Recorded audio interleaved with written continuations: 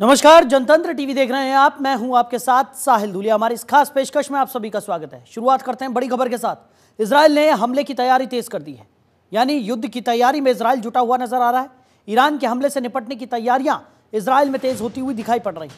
Israel पर बड़ा हमला ईरान कर सकता है और ट्रंप के पद संभालने से पहले यह बड़ा हमला हो सकता है। तो ईरान के परमाणु कार्यक्रम पर ट्रंप पूरी तरह से सख्ती बरते हुए हैं। ईरान को परमाणु हथियार हासिल करने से रोकेंगे। तो इजरायली हमलों पर रियाद में अरब देशों की बैठक हुई और सऊदी क्राउन प्रिंस मोहम्मद बिन सलमान ने इसकी निंदा की है। तो गजा पर इजराइल के हमले की निंदा की गई। गजा में इजरायली कार्रवाई को नरसंहार कहा गया। तो ईरान पर हमला न करने की चेतावनी दी गई है और बैठक में 57 मुस्लिम देशों के नेता भी शामिल हुए हैं। बड़ी खबर आपको बता रहे हैं।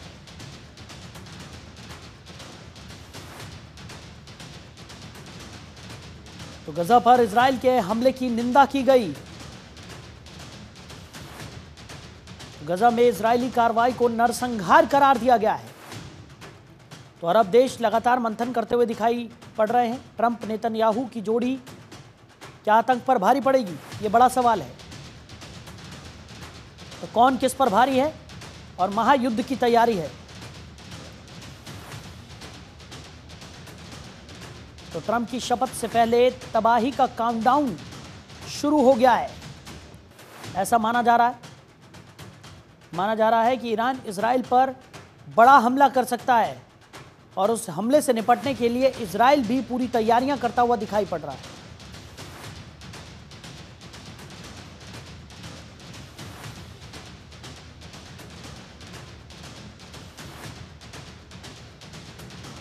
तो इन्हीं तमाम सवालों के जवाब तलाशने की हम कोशिश करेंगे। कुछ खास मेहमान हमारे साथ जुड़ गए हैं। रिटायर्ड ग्रुप कैप्टन डी के पांडे, रक्षा विशेषज्ञ हैं, वो हमारे साथ चर्चा में साथ निभा रहे हैं। तो संजीव श्रीवास्तव जी, विदेश मामलों के जानकार हैं, वो भी हमारे साथ जुड़ गए। आप दोनों ही मेहमानों का बहुत स्वागत है जनतंत्र टीवी में। सबसे पहले शुरुआत करेंगे पांडे जी के साथ। पांडे जी, जिस तरीके की स्थिति इस वक्त मिडिल ईस्ट में देखने को मिल रही है, एक तरफ ट्रंप अब बहुत जल्द राष्ट्रपति पद पर काबिज होने वाले हैं और उससे पहले ईरान एक बड़े हमले की तैयारी कर रहा है, ऐसी भी खबरें निकलकर सामने आ रही हैं। अगर ऐसा होता है तो इजराइल को भी पूरी तैयारी करनी पड़ेगी, जो वो कर भी रहा है। आप कैसे देख रहे हैं इस पूरे सिनेरियो को इस वक्त? देखिए, निश्चित रूप से ट्रंप साहब का 47वां राष्ट्रपति बनना लगभग निश्चित सा है। औपचारिकताएं रह बच गई हैं। तो जनवरी के पहले सप्ताह में पिक्चर एकदम बिल्कुल साफ हो जाएगी। लेकिन उनके आने से ही जो खबर मिली है पूरे विश्व में, एक बहुत बड़ा परिवर्तन की जो है वो सभी लोग उम्मीद कर रहे हैं। स्पेशली रशिया यूक्रेन पर तो लगभग तय है कि वो जल्दी से जल्दी समाप्त करेंगे, कि उन्होंने कहा मैं 24 घंटे में खत्म कर दूंगा, एक दिन में खत्म कर दूंगा। जहां तक बात है, जो पेचीदा मामला है वो है मिडिल ईस्ट की जियोपॉलिटिक्स का। क्योंकि ये देखा गया है कि पहले सत्र में ट्रंप का रुझान जो है मिडिल ईस्ट में जो कंट्रीज हैं उनके साथ काफी दोस्ताना रहा था। तो ये सभी देश जो है इजराइल के विरोधी रहे हैं। और आपको ध्यान हो तो इजराइल और सऊदी अरेबिया, इजराइल और यमन, इजराइल ईरान, सबके बीच में उन्होंने एक दोस्ती के लिए एक सॉफ्ट कॉर्नर से शुरू हो गया था और उनके संबंधों में जो है मधुरता आनी शुरू हो गई थी। तो वो एक रुख था उनका, एक अप्रोच था। और अभी अगर आपने देखा हो चुनाव प्रचार में उन्होंने कई बार कहा कि जिस प्रकार से हमास में इजरायली हॉस्टेजेस हैं और उनको छोड़ा नहीं गया, तो ये बहुत गलत है और तुरंत जो है मैं आऊंगा तो मैं तुरंत इनको छुड़वा दूंगा। पहला मेरा उद्देश्य होगा कि उसको छुड़ाना। तीसरी बात जो है, नेतन्याहू और उनके बीच में केमिस्ट्री उतनी मधुर नहीं रही है पहले की, जैसा कि इतिहास गवाह है। अब देखिए, ये चीजें वक्त के साथ बदलती रहती हैं। कहा जाता है कूटनीति में कि हित जो है, राष्ट्र हित बहुत महत्वपूर्ण होते हैं और साथ में उनके अमेरिका को क्या फायदा होगा, क्या नुकसान होगा, उसके सारा दारोमदार उसके ऊपर है। लेकिन वर्तमान परिस्थितियों में क्योंकि इजराइल को नहीं पता कि जनवरी में क्या होगा, तो उसके पहले जो समय है वो इजराइल ने एक अपने जो लोगों को कहा हुआ है कि मैं जो आक्रमण किया था 26 को ईरान ने, तो 26 को जो प्रत्युत्तर दिया था और उसके बाद जो है वो कहा गया था ये तो ट्रेलर है और हमने केवल उनके एयर डिफेंस सिस्टम्स को जो है वो पंगु बनाया है। जो मुख्य उद्देश्य है न्यूक्लियर साइट्स का, लॉन्चिंग पैड्स का, उनके पर क्या होगा उसके बारे में पूरा विश्व प्रतीक्षा कर रहा है। तो वो मुझे लग रहा है कि वो 6 जनवरी के पहले पहले ये जो है इजराइल का आक्रमण है हो जाएगा, क्योंकि उनको पता है कि अगर एक बार ट्रंप आ गए तो शायद उतनी जो है वो छूट न मिले इजराइल को कि वो आक्रमण कर सके। हाँ, ठीक। संजीव जी में हमारे साथ है। संजीव जी, हम पहले भी कई बार चर्चा कर चुके हैं। अभी जिस तरीके से पांडे साहब ने तमाम बातें यहाँ पर रखी, उसके साथ साथ एक और मुझे लगता है कि एक जो बड़ी अहम चीज़ है वो ये भी है कि जिस तरीके से ट्रंप ने अपने चुनाव प्रचार में शांति बहाली का जिक्र बार बार किया, बार बार वो कहते हुए नजर आए कि अगर वो राष्ट्रपति बनते हैं तो वो युद्ध रोकेंगे, संघर्ष विराम यहाँ पर देखने को मिलेगा। लेकिन जो एजेंसीज हैं जिनकी रिपोर्ट निकलकर सामने आई और उसमें ये निकलकर सामने आया कि ईरान जो है वो ट्रंप को ही मौत के घाट उतारने की प्लानिंग करता हुआ यहाँ पर नजर आ रहा था, तो क्या अब जो स्थितियां परिवर्तित हो रही हैं उसमें एक बड़ा रोल इस इनपुट का भी होगा? देखिए, निसंदेह डोनाल्ड ट्रंप जो अमेरिका के 47वें राष्ट्रपति बन गए हैं, फिर से वो राष्ट्रपति बन गए हैं, उनके अंदर ईरान को लेकर के अनेक तरीके के कंसिडरेशंस होंगे और ऐसे कंसिडरेशंस जिसमें कि वो बहुत ही सख्त रुख अपनाएंगे। जैसे कि यदि आप पिछला कार्यकाल उनका देखें, 2016 से 20 का था, उसमें उन्होंने ईरान के विरुद्ध मैक्सिमम प्रेशर कैंपेन चलाते हुए ईरान को पूरी विश्व की अर्थव्यवस्था से काट दिया था। और ईरान की जो न्यूक्लियर डील जो प्रेसिडेंट ओबामा के समय में की गई थी, उससे अमेरिका बाहर आ गया था। और ईरान के जो चाहे वो उसके न्यूक्लियर और बैलिस्टिक मिसाइल प्रोग्राम्स हो, चाहे उसके टेरर प्रॉक्सीज के माध्यम से रीजनल एम्बिशंस को पूरा करने का उसका जो व्यवहार हो, उसके ऊपर राष्ट्रपति ट्रंप ने बहुत ही सख्त रुख अपनाया था। और अब तो ईरान और इजराइल के बीच में सीधा सीधा एक कन्फ्रंटेशन होने लगा है। तो ऐसे में राष्ट्रपति ट्रंप, जो कि इजराइल के बहुत बड़े और प्रखर और समर्थक माने जाते हैं, उनका जो अप्रोच है ईरान के प्रति और भी ज्यादा सख्त होगा। और ईरान के साथ वो जाहिर है कि एक ताकत से डील करेंगे। एक जो अमेरिका की जो जिसको बोलते हैं पीस थ्रू स्ट्रेंथ, तो अपनी स्ट्रेंथ, अमेरिका की जो शक्ति है, जो महाशक्ति की उसकी जो पावर है, उसको वो डिमॉन्स्ट्रेट करेंगे और उस माध्यम से ईरान के ऊपर दबाव बनाएंगे कि ईरान किसी तरीके की हिमाकत न करे। और ये ईरान के लिए जाहिर है कि एक मैसेज है, चेतावनी है।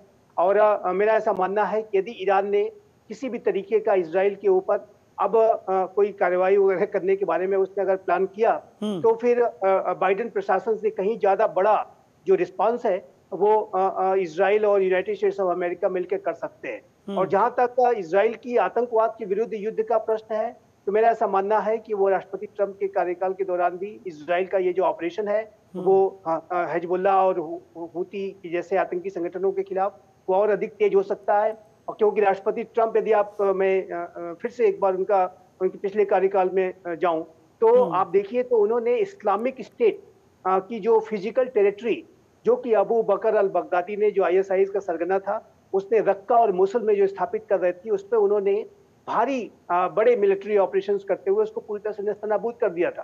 अबू बकर अल बगदादी को अमेरिका की फोर्सेस ने राष्ट्रपति ट्रंप के आदेश पर ही एक स्पेशल ऑपरेशन में सीरिया में मार गिराया था। और यदि आप अफगानिस्तान में देखें तो वहाँ के नंगरहार प्रोविंस में, जो कि इस्लामिक स्टेट खुरासान का वहाँ बेस कहा जाता था, वहाँ पर उन्होंने तो मदर ऑफ ऑल बॉम्ब्स का इस्तेमाल किया, जो कि बेहद शक्तिशाली नॉन न्यूक्लियर जो बॉम्ब होते हैं वो होते हैं। तो ये इस तरीके का जो राष्ट्रपति ट्रंप का जो अप्रोच होता है आतंकवाद के प्रति, वो बहुत ही ज्यादा सख्त होता है। और जाहिर है कि राष्ट्रपति ट्रंप व्हाइट हाउस में और इजराइल में बेंजामिन नेतन्याहू, ये इन आतंकियों के लिए और ईरान के लिए ये एक डेडली कॉम्बिनेशन है, एक डेडली कॉम्बिनेशन ऑफ लीडरशिप है। और जिससे कि मेरा मानना है कि ईरान भारी दबाव में होगा। ईरान के आयतुल्लाह खुमैनी जो सुप्रीम लीडर हैं, उनके अभी हाल के आप ट्वीट्स देखें तो उसमें उनकी जो बौखलाहट है वो दिखाई देती है। वो उनके अंदर की जो आशंकाएं या सुरक्षाएं बहुत बढ़ गई है। और मेरा ऐसा मानना है कि अमेरिका के राष्ट्रपति डोनाल्ड ट्रंप पीस की तो बात जरूर कर रहे हैं, लेकिन वो पीस की जो बात है वो ताकत के साथ उसको स्थापित करने की कोशिश करेंगे। यदि आवश्यकता पड़ेगी तो वो बाइडेन प्रशासन से कहीं ज्यादा बड़े स्तर पर जाकर के कार्रवाई करने में करेंगे, मेरा ऐसा स्पष्ट रूप से मानना है। राष्ट्रपति ट्रंप एक बेहद शक्तिशाली शख्सियत है और एक बार और उनका रुख जो आतंकवाद वगैरह इत्यादि जो चैलेंजेस हैं पूरी मानवता के समक्ष, उस पर बहुत ही सख्त होता है। तो ऐसे में जो ईरान और ईरान की जो प्रॉक्सीज है, जो उनके लिए राष्ट्रपति ट्रंप का फिर से चुना जाना पर है और उनको सतर्क हो जाना चाहिए। और बेहतर है कि ईरान अपने जो मंसूबों पर लगाम लगाए और एक शांति की बात करे और सीज फायर की बात के बारे में सोचे, वही ज्यादा बेहतर होगा।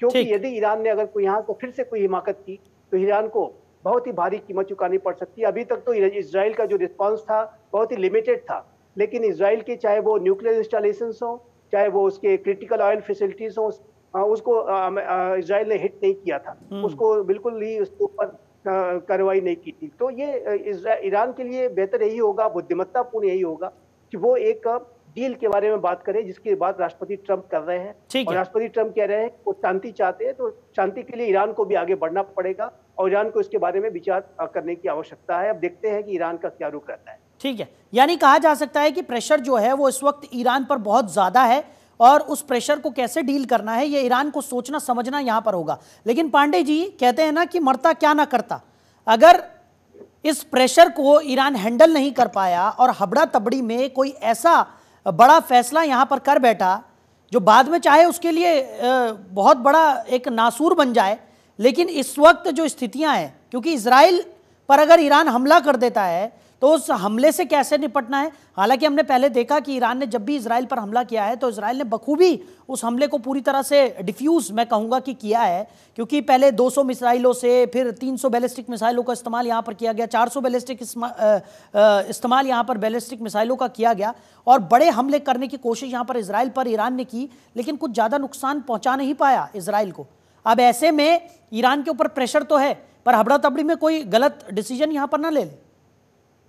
देखिए, सिक्के के दो पहलू हैं, हमें बहुत गहराई से समझना पड़ेगा कि क्या ये इतना आसान है जैसा लग रहा है या इतना विषम है जैसा दिखाई दे रहा है। महत्वपूर्ण ये है कि ईरान की जो नीति रही है अपने देश में किसी प्रकार के उनके जो हित हैं उनको संभालने के लिए, वो एक्सेसिव रेजिस्टेंस का प्रयोग करते हैं बाहरी देशों पर हमला करने के लिए या उनके ऊपर जो भी संकट आता है एडवर्सरी की तरफ से उसको सामना करने के लिए। एक्सेसिव रेजिस्टेंस में उनके पास हमास होती हिजबुल्लाह, और जिस प्रकार से हिजबुल्लाह को उन्होंने लाइमलाइट में लेके आए वो सब ईरान की मदद से हुआ। और ईरान ने खुद आगे जाके खुद नहीं किया। उनके तीन जो है सिस्टम रेजिस्टेंस में एलिमेंट हैं।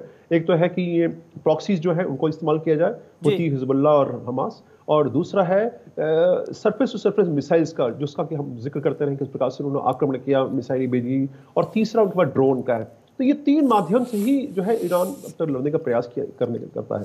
अब जहां तक बात है कि प्रेसिडेंट ट्रंप जो होंगे वो इसके क्या रुख अख्तियार कर सकते हैं, निश्चित रूप से दो बातें महत्वपूर्ण है। पहली बात कि वो जिस प्रकार से उन्होंने ISIS को लगभग समाप्त कर दिया था, अब धीरे धीरे अभी भी जो है वो खारसान और जैसा कि जिक्र किया श्रीवास्तव साहब ने, तो उनके मदद से वो कोशिश कर रहा है कि वो दोबारा आए, क्योंकि उनके बीच में भी जो है दो बड़े इशू हो रहे हैं ISIS के साथ। एक तो पैसे की बहुत दिक्कत हो रही है, दूसरा उनके रिक्रूटमेंट, उनके पास लड़ाके जो है बड़ी मुश्किल से मिल रहे हैं। खैर वो अलग हिस्सा है। तो ट्रंप का जो अटैक है ISIS पर डेफिनेटली रहेगा, और जो आतंकवाद की परिभाषा में आते हैं जो कि ईरान के एक्सिस ऑफ रेजिस्टेंस का महत्वपूर्ण हिस्सा है, कौन, हिजबुल्लाह, हमास और हुती, इनके ऊपर बहुत गहरा प्रहार होगा, इसमें कोई दो राय नहीं है।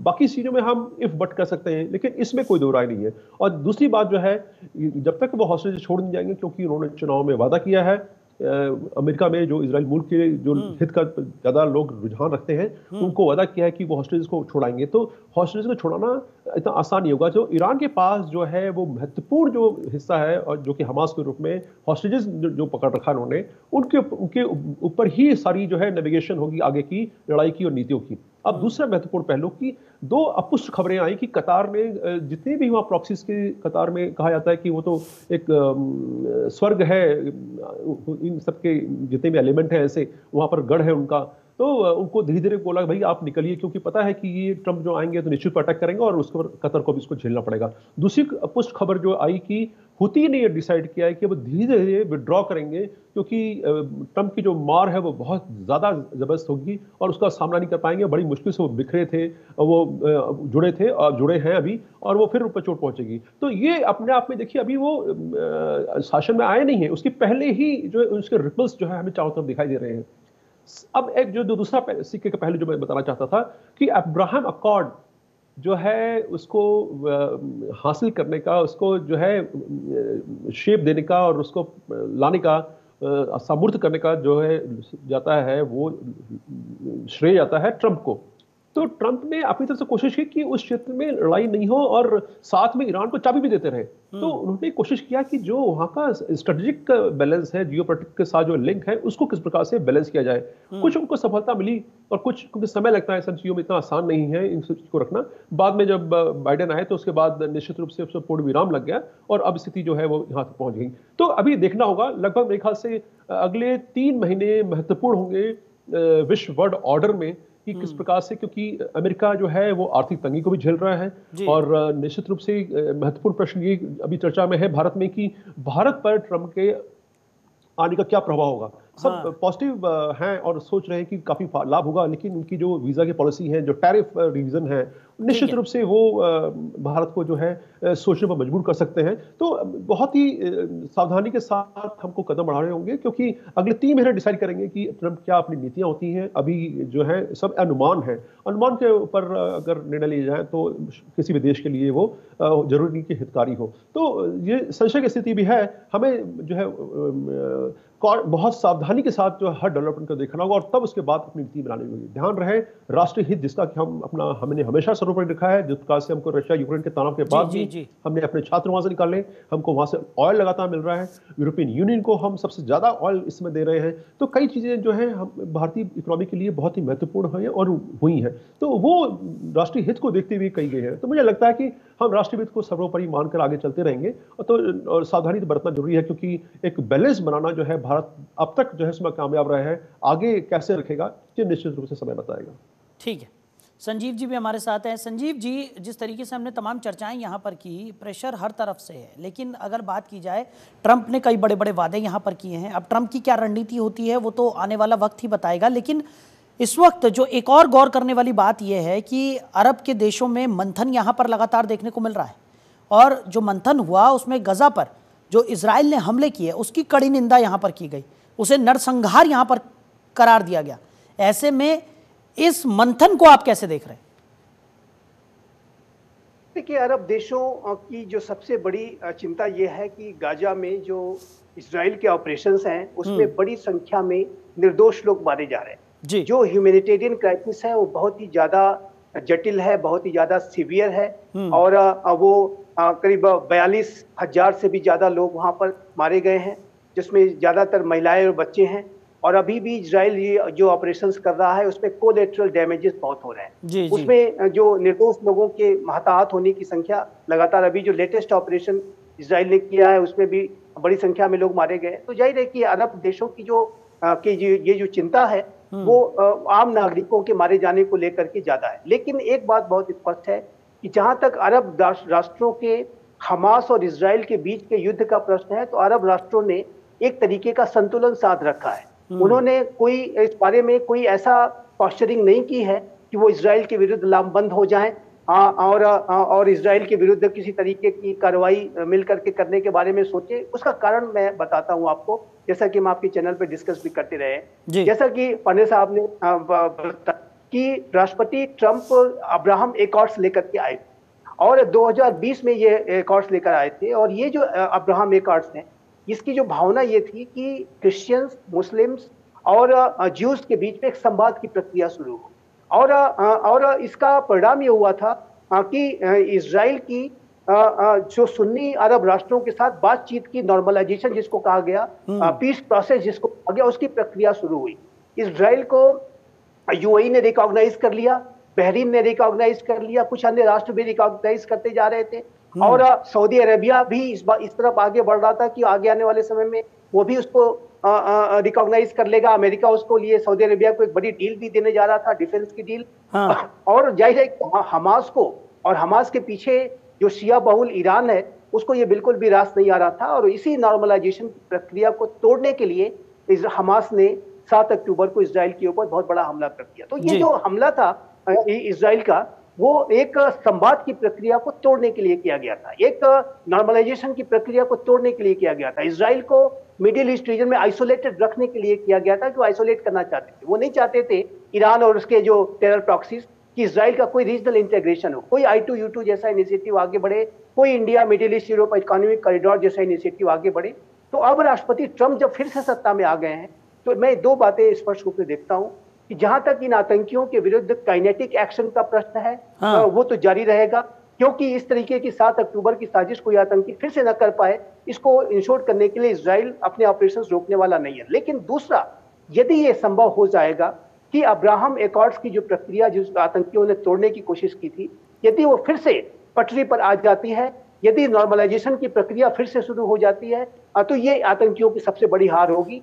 अरब राष्ट्र इस बात तरह से जानते हैं कि वो हमास ने इजराइल के ऊपर हमला क्यों किया था, क्योंकि अरब राष्ट्रों के साथ इजराइल की बातचीत चल रही थी, और इसी वजह से अरब राष्ट्रों का जो लार्जली आप अगर रुख देखें तो वो संतुलित रहा है।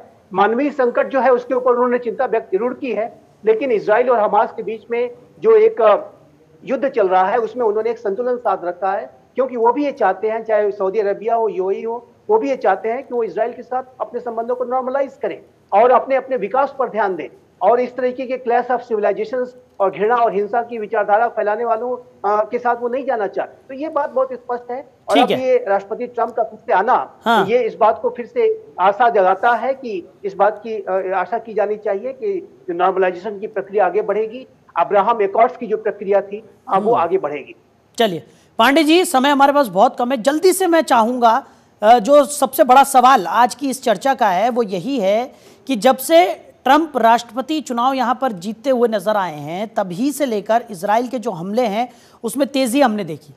ईरान भी कुछ बड़ा प्लान कर रहा है, और हो सकता है कि ट्रंप के राष्ट्रपति पद पर काबिज होने से पहले वो एक बड़ा हमला कर दे, ऐसे कयास लगाए जा रहे हैं।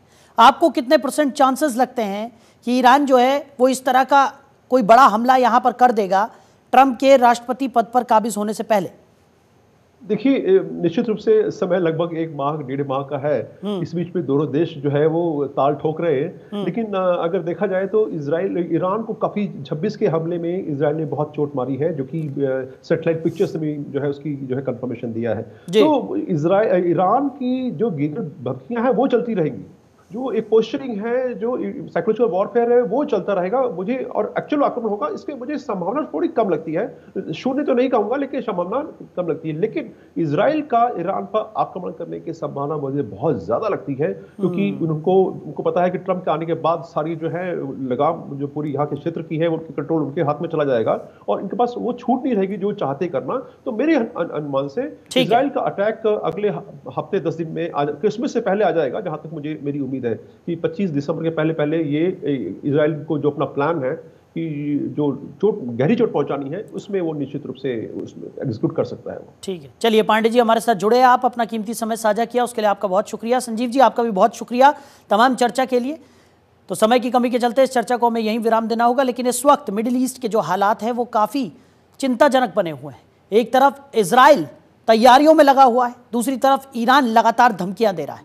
ईरान राष्ट्रपति ट्रंप के राष्ट्रपति पद पर काबिज होने से पहले क्या कोई बड़ा हमला इजराइल पर कर सकता है, यह भी एक बड़ा सवाल है।